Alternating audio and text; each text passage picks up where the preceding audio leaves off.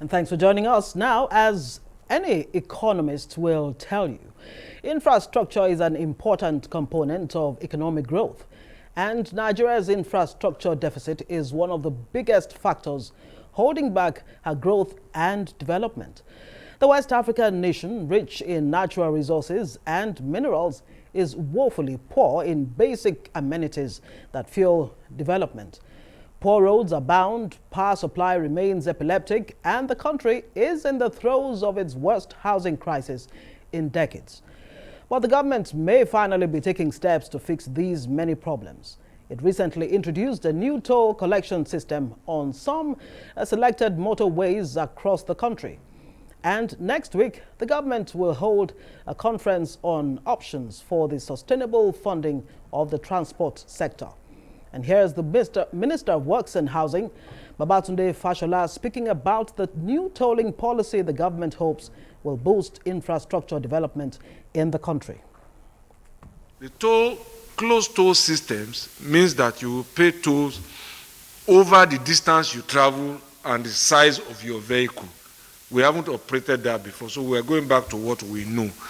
We also approve that consultations must be done, willingness to pay surveys must be done before specific roads are tolled. We also presented and council approved that only dual carriageways out of the 35,000 kilometers should be eligible for tolling by the federal government. And the dual carriageways represent only 5,050 kilometers out of 35,000 kilometers. So the total network of roads today, assuming we wanted to start today, which we are not, that will be eligible for tolling on the federal road network will be 14.3% of the total network. Well, I'm joined now in the studio by Dan Kunle, a business and infrastructure consultant and political economic analyst. Thank you so much for joining us. Well, you heard the Minister for Works and Housing there, Babatunde Raji Fashola, talking about the planned return of tolls to the highways. But he says the highways will be fixed first before the idea of tolling. What's your take on bringing back, tolling on the highways? Thank you very much for hosting me. I think it's a good development. I quite appreciate this initiative. It's long overdue because the Nigerian government over the years, we have been running short of long-term capital fund. The country have shortage of money, but we have resources that have not been monetized. The highways are just idle capital. They're idle capital. The population is growing, and the government have deficit of fund to embark on huge highway development. So it's time you open it up, ease it, so that long-term capital can flow in through private sector participants. So once this policy framework is tied to the legal framework, that we give it a long-term gestation for investors, because there is no short money for this type of business. You need long-term money. So it's a good development. It's a good step. And talking about, the funding, where the funding will come from, experts actually say that Nigeria needs about $100 billion annually for the next 30 years to close or fix Nigeria's infrastructure gap, whether you're talking about road, rail, housing, electricity, and all of that. Now, the minister actually not too long ago said the federal government needs about 6.26 trillion naira to fix 711 roads in 2021 alone.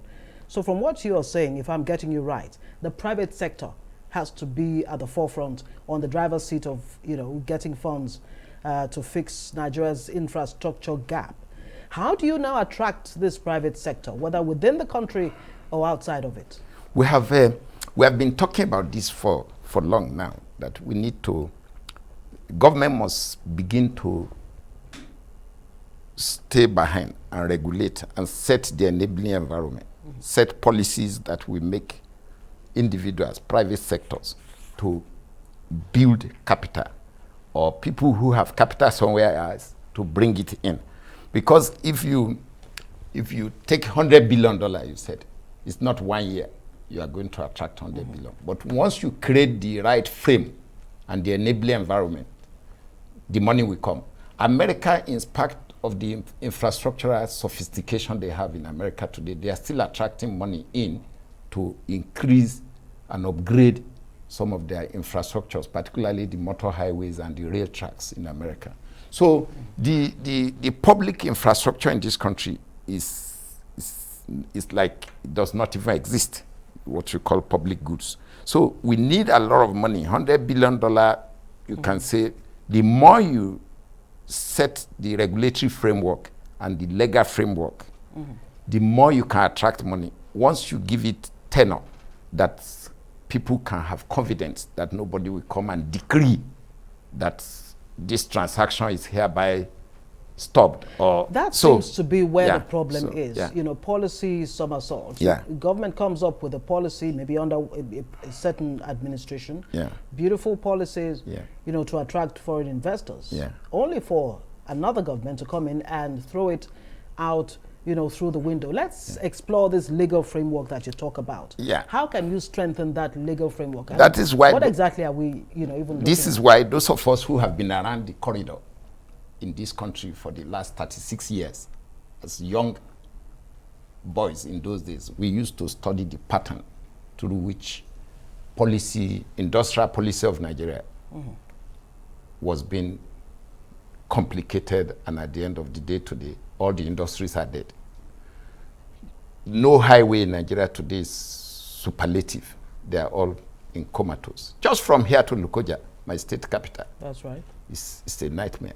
See Ibadan-Lagos Expressway, the most strategic Azu carrier in this country. What do you have there? So that is why the initiative to have a highway development authority was to see if you could have a legal framework, a body, an institution that looks after the federal highways. The state can also, that is why I like the policy Fashola brought out now. You must create room for state. That's proper federalism.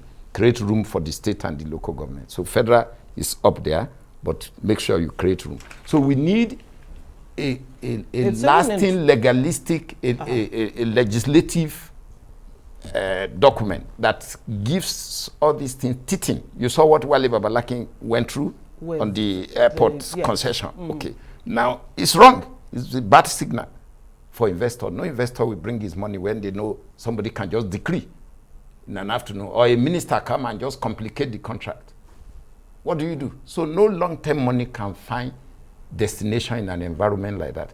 Every time I go around in Dubai, I see those infrastructure there. I feel very, very bad for this country. A permanent construction site. Thank you. There's always something yes. new there coming. So and here we are. We have enough granite to do roads. We have enough sand. We have enough limestone, cement.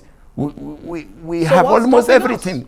Just we don't have the right infrastructure. We don't have the right attitudinal. We don't have the right legal framework. We don't have good government policies that are followed through. You talk about states. Let's talk about that very quickly before we go on this short break. I mean, road networks in Nigeria, about 194,000 kilometers, approximately 200,000 kilometers. Federal roads make up 17%.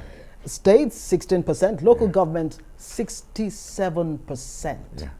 What does that say in terms of where, funds really should be going to fix the roads in Nigeria, apart of course from the federal roads? Shouldn't the local governments be getting a chunk of this funding? Good.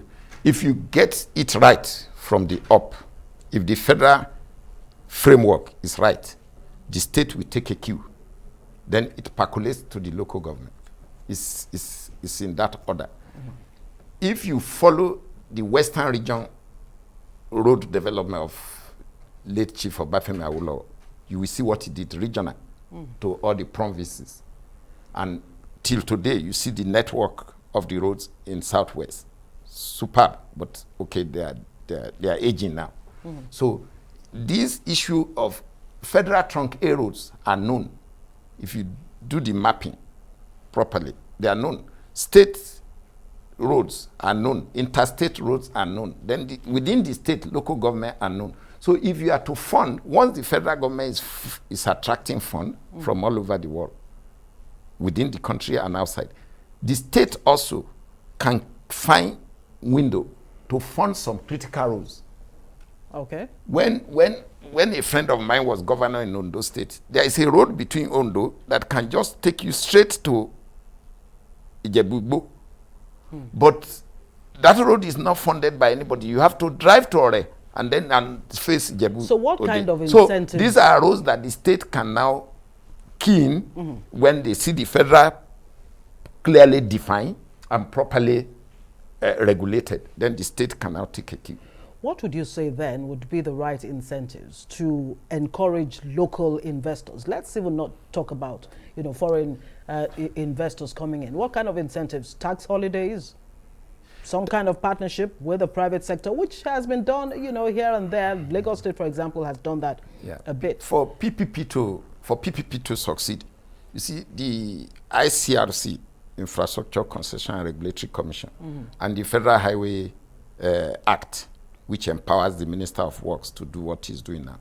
We must find a way to, I'm happy he's organizing a town hall meeting in about a week's time.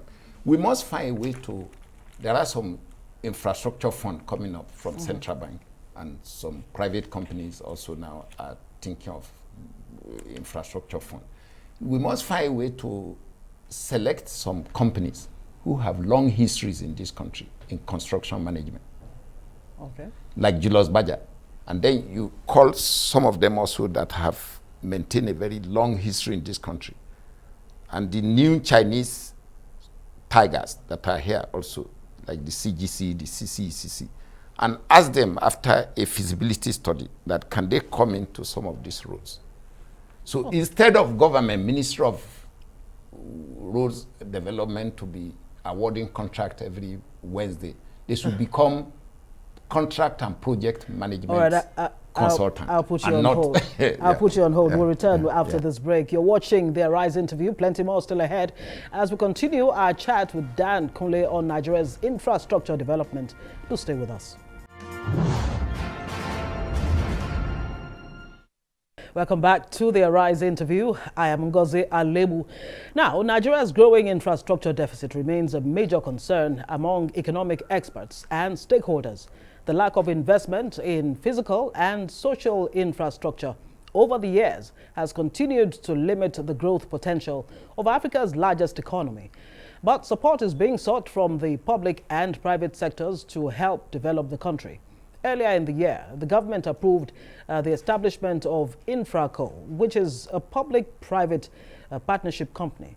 And this month, officials held a town hall meeting on how to progress the country's social and economic infrastructure. Of competing sectoral demand for the country's limited resources, worsened by the COVID-19 pandemic, government needs to explore other financing options. This has necessitated a greater focus on public-private partnership, PPP, that allows the private sector to finance infrastructure development with specific agreements on the management of the infrastructure to recoup their investments. So when President Buhari talks about lifting 100 million people out of poverty, it has already started from this infrastructure plan and so on. So what was the plan? The Economic Recovery and Growth Plan. All of us can remember it. It was designed by the executive, working in collaboration with Parliament, and we launched it. What were the objectives? The objectives were to build a globally competitive economy. All right, Works and Housing Minister Babatunde Raji Fashola. I still have in the studio with me Dan Kunle, a business and infrastructure consultant and political economic analyst. Thank you so much for staying with us. Thank you. I mean, no doubt it cost Nigeria a lot. One cannot even begin to imagine not fixing infrastructure. I mean, what would you say it's cost Nigeria over the years in terms of not providing the right infrastructure, road, of course, healthcare infrastructure, power sector, housing, and all of that. But let's talk about what the president said last year. President Muhammadu Buhari said, trying to justify the borrowing, that some people, tend to say it's a bit excessive. He said, I need to borrow to fix infrastructure. Do you agree with the fact that there is a need to borrow, or are there other options? Apart from, of course, some of the issues we've already discussed. Well, it's both. We have to borrow because we don't have. And if we have a borrowing capacity, so why not take it? The issue is how to manage what we borrow for effective utilization so that we can get a return and pay the principal plus the interest. And at the same time, the country deriving some values from that, from such projects. So I have never been against borrowing, but we must borrow wisely. And when we borrow, yeah. The question has been raised over and over again as to why it costs so much to fix 1 kilometer of road in Nigeria than anywhere else in Africa or anywhere else in the world. About 400 million naira, between 400 and 1 billion naira. Yes. To fix 1 kilometer of road. Yeah. What exactly? I always get disturbed when educated people and very elitist people are always doing this comparison. What are the critical elements for road construction in Nigeria? What are they? What are they? You need equipment, and you don't manufacture even tire in this country. So you need equipment. Equipment you are going to buy in dollars. The limestone that you are going to mine and cross to become cement, and the granite you are going to take and cross to become aggregate to do the road, you need heavy equipment. You need crushers. Who manufacture crushers in Nigeria? Nobody. So you need excavators. You need rigs to drill. So now all this you are going to buy in dollars. Then all the consumables that will accompany those equipment, you are going to buy them in dollars. So the only thing you have here is labor, which you have not even invested enough in education to make your labor to be skillful. They are all unskilled. We have huge population that are unskilled. So, okay, you can use some of them to do road cheaply, but you still need equipment. All the fuel consumption for all the heavy plants, they are going to be imported. Engine oil, absolutely, the grease, the diesel, everything is imported. In spite of the fact that you have most of the natural resources. Yes, you have you have bitumen, you have everything. Yeah, limestone that you just mentioned. In spite of all of that, the issue of equipment is major. Yeah, we have bitumen deposit in Ondo, close to 44 billion barrel reserve, but we have not developed it. We are importing asphalt in this country. We are importing asphalt from maybe Iran or Baghdad. So these are the reasons why every time they do the comparison, I laugh. What is the exchange rate today? So you're saying corruption is not a factor, which a lot of people have mentioned these as are things that just come because we are not, our mind is very porous in this country. The first thing they do is corruption. Let's talk about housing. Corruption is very insignificant in the cost content of road building in this country. Fair enough. Let's talk about housing. Only 10% of those who desire to own a home can afford to do so in Nigeria, whether you're purchasing or building. Why is that? What are the fundamentals that we need to fix? Again, we are back to the inputs. If our government in this country today, you see, is very sad to see the way Federal Housing Authority cannot even build enough houses in Abuja. Why Private sector have taken them over. Because Federal Housing Authority should be reformed by now. They should be commercialized, heavily commercialized, and allow some private initiative to drive housing scheme. And you will see the price will become normal. It will not be the way it is going. It will become fair market housing pricing in this country. But as long as you have Federal Housing Authority trying to do something and the private sector is also trying to do something, the private sector has taken over the space now. So you can't get a cheap house. So can we can government come up with a robust policy on social housing that the private sector can actually key into to close this 20 million or so housing gap? Yes, they can do through the program in the Ministry of Finance now. If they tidy up with Federal Mortgage Bank properly and the Federal Ministry of Housing.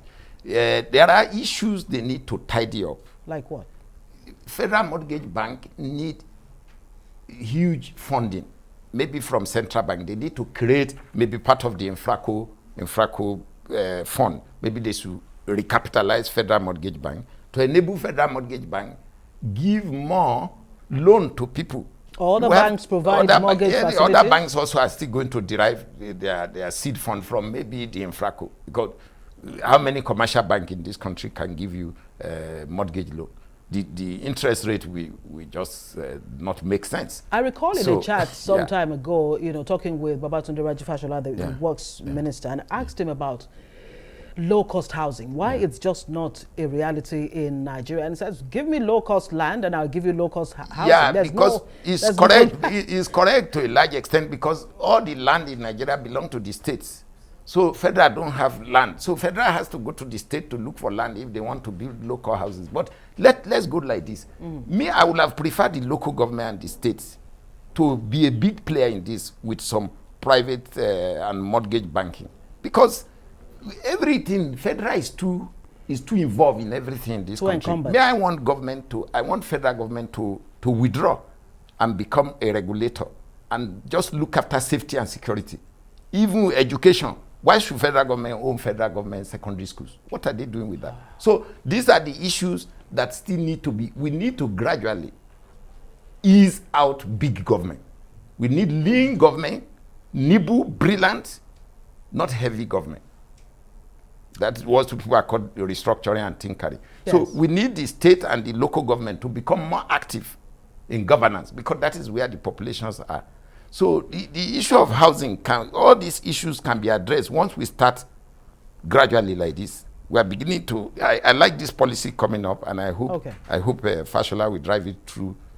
2 years is almost here, but let's see. Hope so. Yeah, thank you so much, Dan Kunle, Business and Infrastructure Development Consultant, for joining us. Thank you.